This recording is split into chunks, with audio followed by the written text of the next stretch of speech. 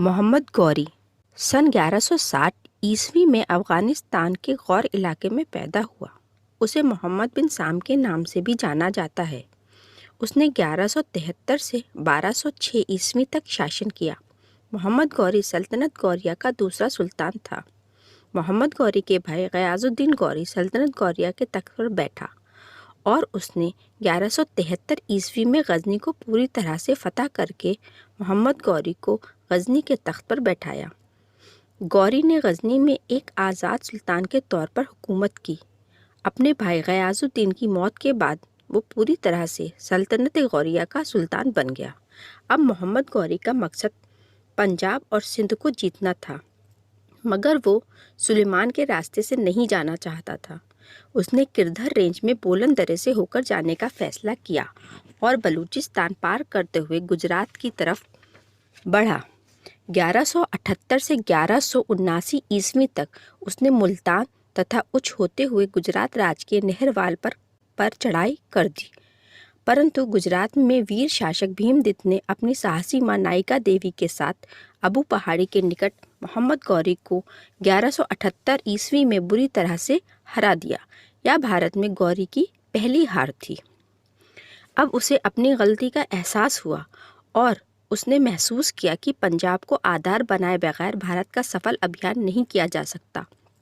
पंजाब में गजनी वंश के कमज़ोर शासक मलिक खुसरो ने उसका विरोध किया, परंतु मोहम्मद गौरी जैसे ताकतवर सुल्तान के सामने वह ज़्यादा देर तक टिक नहीं सका और उसे हार का सामना करना पड़ा। 1179 ईस्वी में गौरी का पेशेवर पर अधिकार हो गया। 1186 ईस्वी में उसने मलिक खुसरो को बंदी बनाकर लाहौर सहित पूरे पंजाब पर अधिकार कर लिया। उधर पृथ्वीराज चौहान अपने साम्राज्य विस्तार के लिए उत्तर पश्चिम की तरफ बढ़ रहा था, जबकि मोहम्मद गौरी भी इसी क्षेत्र पर अपना अधिकार करना चाहता था। अब भारत पर कब्जा करने के लिए एक युद्ध जरूरी हो गया था। 1186 ईस्वी में गौरी ने ताबर हिंद भटिंडा पर कब्जा कर लिया। यही घटना तराइन के प्रथम युद्ध का मुख्य कारण बनी। 1191 ईस्वी में भटिंडा के निकट तराइन का प्रथम युद्ध हुआ, जिसमें गौरी की हार हुई तथा वो पंजाब की तरफ लौट गया।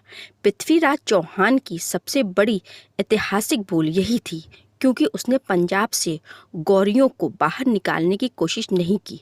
मोहम्मद गौरी ने पृथ्वीराज चौहान की इसी भूल का फ़ायदा उठाकर पूरी तैयारी के साथ 1192 ईस्वी में पृथ्वीराज चौहान को तराइन के दूसरे युद्ध में मोहम्मद गौरी ने पराजित कर दिया।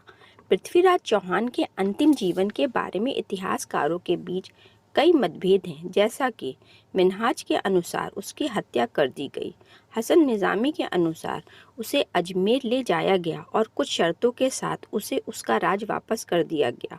इस बात का सबूत यह है कि पृथ्वीराज के समय के कुछ सिक्कों पर श्री मोहम्मद साम लिखा हुआ पाया गया है। चंदवरदाई के अनुसार उसको गजनी ले जाया गया, जहां पृथ्वीराज चौहान ने तीर चलाकर मोहम्मद गौरी की हत्या कर दी। हम अपने अगले वीडियो में कुतुबुद्दीन ऐबक के बारे में बात करेंगे।